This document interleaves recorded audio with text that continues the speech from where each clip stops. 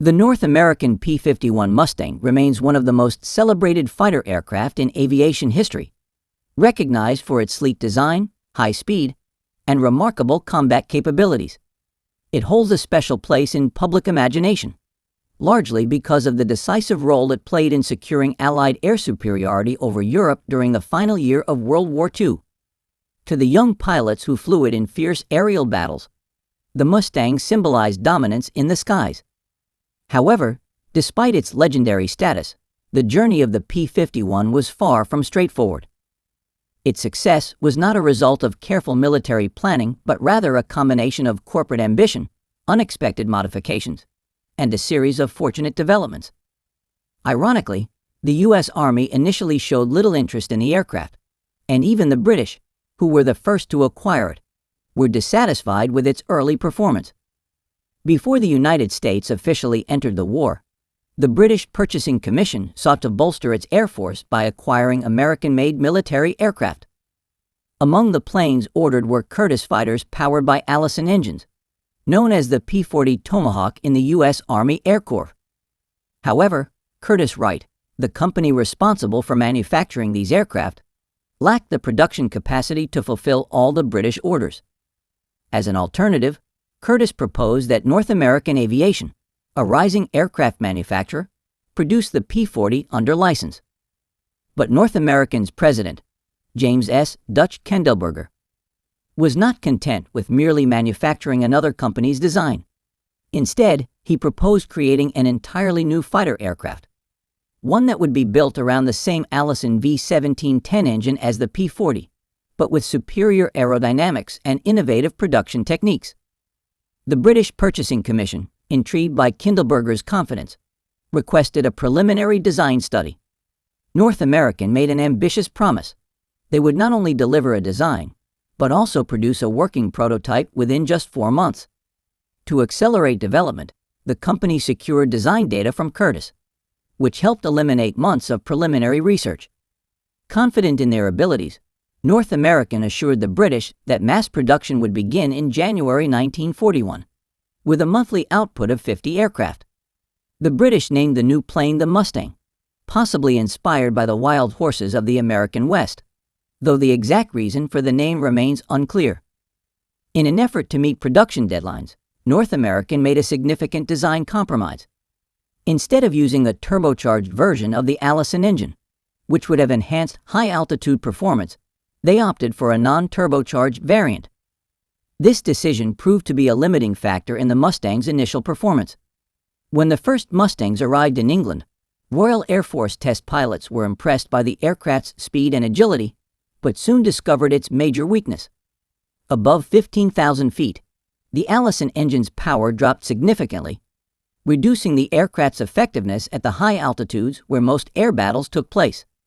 As a result, the RAF decided against using the Mustang as a frontline fighter.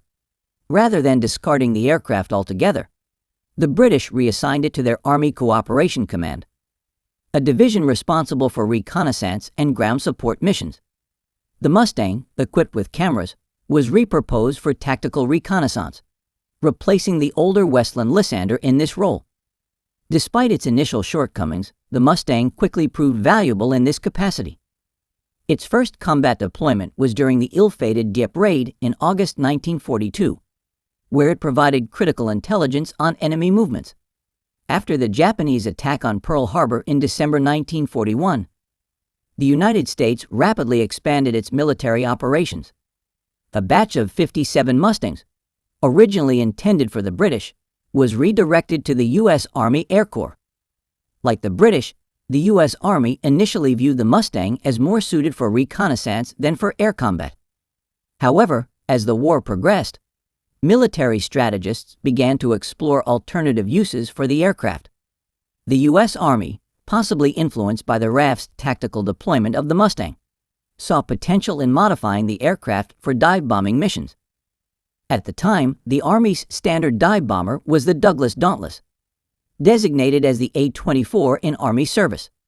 The Dauntless had performed admirably in the Pacific, but its lack of speed and maneuverability made it highly vulnerable in combat, leading to significant losses. Seeking a faster, more survivable alternative, the Army decided to convert the Mustang into a dive bomber.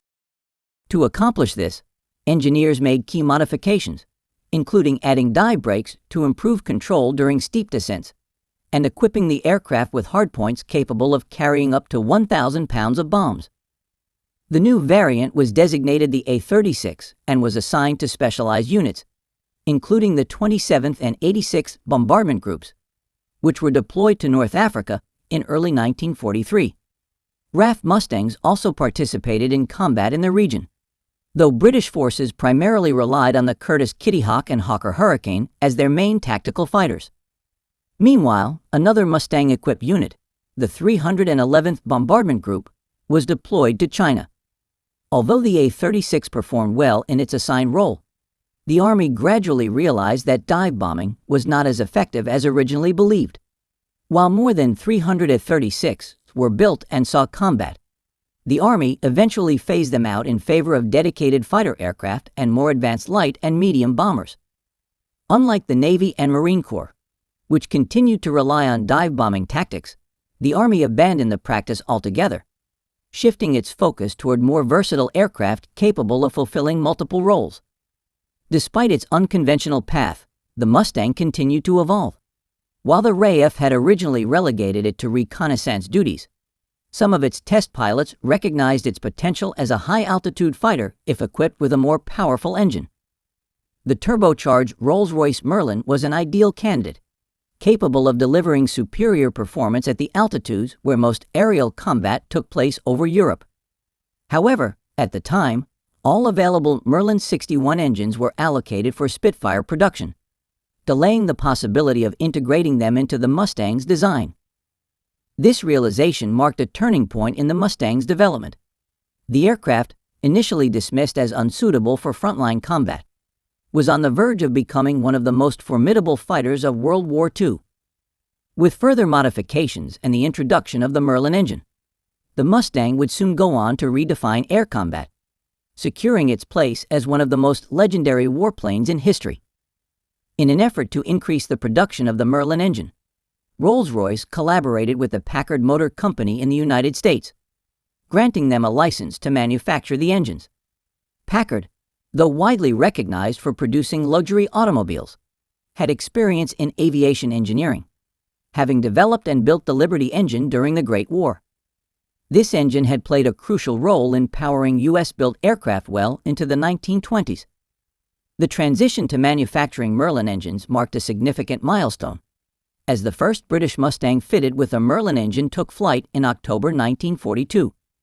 Just a month later, a Mustang equipped with the Packard-built Merlin engine was successfully produced for the U.S. Army and completed its maiden flight, demonstrating the potential of this new combination.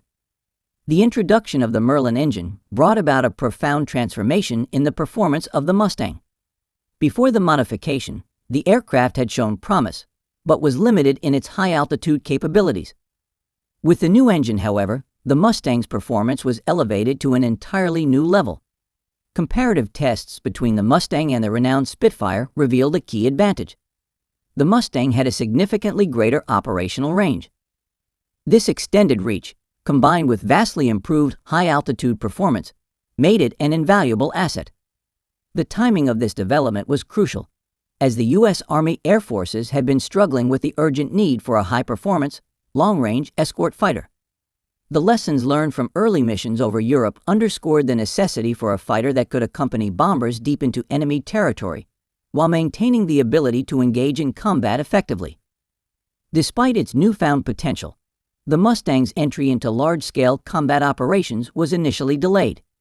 Throughout 1942 and well into 1943, the Mustang fighters remained largely absent from the major battles of the war.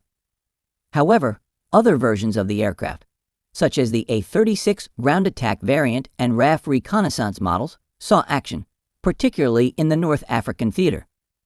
Meanwhile, in Europe, the U.S. 8th Air Force had ramped up its strategic bombing campaign against German-occupied territories. By the summer of 1942, American bomber groups had been launching attacks from bases in England, striking industrial and military targets across France and beyond. In early 1943, the daylight bombing raids extended into Germany itself, but the vulnerability of the bombers soon became painfully evident. The formations of B-17 flying fortresses, which were believed to be capable of defending themselves with their formidable array of machine guns, faced relentless and devastating attacks from the Luftwaffe. The heavy losses suffered in late summer and early autumn of 1943 forced a reassessment of the Air Force's strategy. It became clear that deep penetration raids into Germany could not continue without a dedicated long-range escort fighter capable of protecting the bombers throughout the entirety of their missions. During 1943, the primary escort fighters available to Allied forces in Europe consisted of the British Spitfire, the Lockheed P-38 Lightning, and the Republic P-47 Thunderbolt. While the P-38 had the necessary range to reach Berlin, its availability was limited, as most of these aircraft had been reassigned to the North African campaign early in the year. The P-47, though an effective fighter, was hindered by the high fuel consumption of its radial engine, which restricted its range. The Spitfire, though agile and effective in combat, was similarly constrained by its limited operational range. For a significant portion of the war, American bomber crews found themselves without adequate fighter support once they ventured beyond the operational limits of these escort aircraft. The lack of a truly long-range escort fighter was proving to be a critical weakness in the Allied strategy. Recognizing the urgent need for a solution, engineers at Wright Field in Dayton, Ohio, began evaluating potential aircraft that could fulfill the escort role. Their attention soon turned to the Mustang. The adoption of the Merlin engine had resolved the aircraft's previous shortcomings at high altitudes, making it a viable candidate for long-range missions. Additionally, the Mustang had demonstrated remarkable maneuverability, though there were considerations regarding weight distribution and balance that needed to be addressed. The primary challenge now was to extend its operational range even further. Engineers at Wright Field began developing modifications to enhance the Mustang's fuel capacity. This included the addition of internal fuselage fuel tanks, which complemented the external drop tanks already in use with other aircraft. Despite these promising developments, the decision to make the Mustang the primary long-range escort fighter was not immediate. Initially, the new P-51B Mustangs, now equipped with Merlin engines, were allocated to the 9th Air Force rather than the 8th, as they were intended for tactical air support missions rather than strategic bomber escort duties. The 9th Air Force had originally been assigned to the Mediterranean theater, but following the successful Allied campaign in North Africa, it was transferred to England in preparation for the invasion of Western Europe. Given its role in supporting ground operations, it was believed that the 9th Air Force would benefit most from the new Mustang squadrons. However, the escalating losses suffered by the 8th Air Force in its bombing campaigns led to increasing pressure to reassign Mustang units to escort duties. In November 1943, Lieutenant Colonel Donald Blakesley, a highly experienced fighter pilot and deputy commander of the 4th Fighter Group, was sent to evaluate the new Mustangs operated by the 354th Fighter Group. Blakesley had previously flown with the Royal Air Force's Eagle squadrons before transferring to the U.S. Army Air Forces, and he had established a reputation as an exceptional combat pilot. Having flown the Spitfire and the P-47 Thunderbolt, he was quick to recognize the advantages of the Mustang. Unlike the P-47, which had high fuel consumption due to its radial engine, the Mustang's Merlin engine provided significantly greater fuel efficiency. When the first Mustangs arrived in England, they were initially equipped with 184-gallon wing tanks. However, the fuel efficiency of the Merlin engine extended their range beyond what similarly equipped P-47s could achieve. Engineers quickly devised plans to install an additional 85-gallon fuselage tank, further increasing the Mustang's endurance. The aircraft's hardpoints under the wings allowed for an additional 150 gallons of fuel to be carried in the form of two 75-gallon drop tanks. These modifications collectively transformed the Mustang into the ideal escort fighter that the U.S. Army Air Forces had been searching for. Despite Blakesley's strong advocacy for the Mustang as the solution to the long-range escort problem, the aircraft remained under the command of the 9th Air Force for some time. Nevertheless, as 1943 drew to a close, the overwhelming need for an effective escort fighter could no longer be ignored. The Mustang, with its superior range, agility, and firepower, was finally recognized as the aircraft that could turn the tide in the air war over Europe. Soon, it would take center stage in the battle for air superiority, escorting bombers deep into enemy territory and engaging the Luftwaffe in the skies over Germany. As the harsh winter of 1943 gripped Europe, Allied military strategists were immersed in preparations for the monumental invasion of Western Europe. The objective was clear: to establish a foothold on the continent, drive deep into German-occupied territory, and ultimately bring the Third Reich to its knees. The lessons learned from earlier campaigns in North Africa and New Guinea had underscored a critical reality. Air power was not just a supporting element, but a game-changer on the battlefield. It was a force multiplier, capable of shifting the balance of power, aiding ground forces in their struggle to seize and hold strategic locations. The 9th Air Force had been designated as a tactical unit with a primary mission of supporting the theater commander through a well-coordinated aerial campaign. A massive effort was underway to bolster its strength, increasing its fleet of fighter bombers and light to medium bombers, which would play a crucial role in the land offensive once the Allied forces stormed the beaches of France. The air war, which had thus far largely been dominated by dogfights against the Luftwaffe, was poised to transition into an integrated operation aimed at supporting ground troops as they pushed toward Berlin.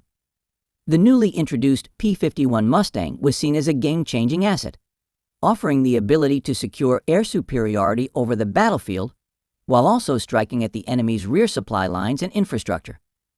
However, military politics soon took center stage. A fierce debate erupted as Blakesley and the High Command of VII Fighter Command sought to reallocate the Mustangs to their forces. They firmly believed that for the 8th Air Force's strategic bombing missions to be successful, it was imperative to have long-range escort fighters capable of accompanying heavy bombers deep into German territory. The Luftwaffe still controlled vast swaths of Western Europe, and the doctrine of strategic bombardment remained the dominant approach for crippling the Nazi war machine. The argument was persuasive, and it resonated with key decision-makers at Army Air Forces headquarters in England. As a result, the VII Fighter Command was granted the authority to reconfigure its squadrons, prioritizing the deployment of P-51 Mustangs. The transition was not immediate. In the interim, IX Fighter Command's P-51s and other fighter aircraft were placed under the operational control of the 8th Air Force and employed as escorts for bombing missions. A compromise was reached. 3 P-51 groups were originally slated for assignment to the 9th Air Force, but one of them was reassigned to the 8th in exchange for the transfer of the newly arrived 358th Fighter Group, which flew P-47 Thunderbolts, to the 9th Air Force. The VII Fighter Command wasted no time in integrating the 357th Fighter Group, outfitting it with Mustangs and developing plans to phase out older P-47s and P-38s in favor of the new aircraft. Yet, amidst the widespread shift to the P-51, one unit stood as an exception: the renowned 56th Fighter Group. This elite squadron, the first to fly P-47 Thunderbolts, retained its aircraft until the end of the war. Dubbed the Wolfpack for its aggressive tactics in hunting down enemy aircraft, the 56th Fighter Group earned its place in history as the highest-scoring American fighter unit in the European theater. The group recorded an astonishing 674 aerial victories, with an additional 311 enemy aircraft destroyed on the ground. In comparison, Blakesley's 4th Fighter Group, which had flown Spitfires and P-47s before transitioning to P-51s, ended the war with 583 air-to-air kills and 469 ground kills. While the 4th had a marginally higher total kill count, the 56th Fighter Group's dominance in air-to-air combat challenged the widely held belief that the Mustang was the undisputed superior fighter. Meanwhile, the 357th Fighter Group, the first unit in VII Fighter Command to be fully equipped with P-51s, finished the war with 609 air-to-air kills and 106 ground kills, securing its place as the third highest scoring unit. Many historians have inaccurately credited the arrival of the P-51 Mustang as the turning point in Allied air superiority over Europe. In reality, the Luftwaffe's decline was already well underway by the time the Mustang arrived in significant numbers. Several factors had contributed to this weakening, chief among them being the disruption of Germany's oil supply. Soviet advances into the Balkans had cut off access to crucial petroleum resources, while relentless Allied bombing campaigns had severely damaged refineries, railways, and bridges, crippling the Luftwaffe's ability to sustain operations. The first U.S. Army Mustangs deployed in Europe did not yet have the additional fuel tanks that later models featured, limiting their operational range and delaying their impact. Another key factor in the Luftwaffe's decline was a strategic shift in Allied escort tactics. Throughout 1942 and 1943, German fighter pilots had largely avoided direct engagements with escort fighters, instead lurking just beyond their range before pouncing on unprotected bombers once their escorts had turned back. However, by the spring of 1944, VIA Fighter Command had taken decisive steps to extend the range of its P-38 and P-47 fighters. With the addition of external fuel tanks, these aircraft could now escort bombers deeper into enemy territory, even reaching Berlin. More importantly, American fighter pilots were now authorized to aggressively pursue the Luftwaffe, not just in the skies but on the ground. VIA Fighter Command adopted an offensive strategy, sending fighters to strafe German airfields, destroying aircraft before they could even take off. By the time the P-51s became widespread in Europe, the Allies had already achieved a significant degree of air superiority. The modifications made to the Mustangs to enhance their range were not without complications. The addition of an 85-gallon internal fuel tank caused instability during combat maneuvers. Test pilots found that a full tank negatively affected the aircraft's handling, forcing commanders to adopt a fueling strategy that left no more than 35 gallons in the tanks when entering combat zones. External fuel tanks, while essential for range extension, created additional drag and were jettisoned as soon as they were depleted. These factors meant that the Mustangs, while revolutionary in their long-range capabilities, still faced limitations in their effectiveness. Additionally, pilots struggled with the same high-altitude heating issues that had plagued the P-38 Lightning, making operations in freezing conditions particularly grueling. A common misconception is that the introduction of the P-51 relegated the P-47 Thunderbolt to a purely fighter-bomber role while Mustangs took over escort duties. In reality, the VIA Fighter Command developed a more nuanced strategy. Veteran P-47 groups were assigned to patrol regions where Luftwaffe fighters were expected to intercept bomber formations, ensuring that bomber streams remained protected. Meanwhile, the longer-range P-38s and P-51s pushed deep into enemy territory, accompanying bombers all the way to their targets. As the Luftwaffe's fuel shortages forced their fighter squadrons to remain grounded for long periods, the role of the P-51 gradually expanded. Thunderbolts and Lightnings continued flying escort missions well into 1944, only being phased out when Mustangs became widely available. Ironically, just as P-51s began dominating the skies in large numbers, the strategic focus of the air war shifted toward providing close air support for ground forces rather than purely engaging in air-to-air combat. The air war over Europe was a dynamic and evolving campaign, shaped by technological advancements, logistical challenges, and strategic decisions. While the P-51 Mustang was undoubtedly a pivotal asset, its success was built upon the foundation laid by earlier aircraft and tactical innovations. By the time it arrived in force, the balance had already tipped in the Allies' favor, ensuring that air superiority would pave the way for victory on the ground. The P-51 Mustang became the primary escort fighter for the 8th Air Force, but it was not absent from the tactical air commands of the 9th Air Force. Under the leadership of Brigadier General O.P. Wayland, the XAX Tactical Air Command integrated Mustangs into its operations, particularly after becoming active on July 31, 1944. These aircraft were instrumental in supporting General George S. Patton's Third Army as it surged through Europe. Mustang groups were reassigned based on operational needs, providing essential air support where required. However, the aircraft had a significant vulnerability when engaging in low-altitude attacks. Unlike the rugged, radial-engine P-47 Thunderbolt, the Mustang's liquid-cooled Merlin engine made it more susceptible to ground fire. As a result, Mustangs were often designated to provide fighter cover over the battlefield, countering German aircraft rather than conducting direct ground attacks, while the P-47s were more suited for attacking heavily armored targets. Thanks to their durability and additional machine guns, Mustangs were still deployed for ground attack missions. Equipped with 6 50-caliber machine guns, they strafed enemy positions, launched rockets, and dropped bombs, including incendiary napalm. During the Battle of the Bulge in the harsh winter of 1944 to 1945, 8th Air Force Mustangs were temporarily transferred to the 9th Air Force to aid in regaining the Allied initiative. Meanwhile, the Mustang's influence was growing in the Mediterranean theater as well. By the late spring of 1944, Mustang-equipped units joined the 15th Air Force, replacing older aircraft such as the P-40.